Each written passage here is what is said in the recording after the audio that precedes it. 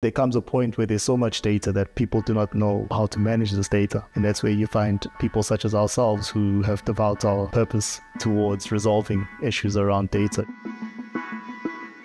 We started off back in 2012 as a sister company which was called GCS, where we specialized in the creation of data warehousing, interoperability, as well as analytics and business intelligence. Fast forward a few years later, we founded Lofty Brainchild, which was sort of like the next natural progression as far as data management is concerned. In most large entities, the most stressful part of the year always was around the time of producing the annual financial statements. And that was mainly borne by the fact that the processes around producing annual financial statements are extremely manual. That's where we always knew that there was a need to be able to automate that process, which frees up a lot of bandwidth for accounting professionals to focus on more key areas of judgment rather than compiling the reports, but more analyzing the reports. A lot of it is just the ease of use, the ability to not depend too much on IT professionals. We would provide the support as well to make sure that the client actually can use it. And the reduction in errors is because now we've got a single point of truth with which kind of aggregates that everyone working together, collaborating on building those reports will be able to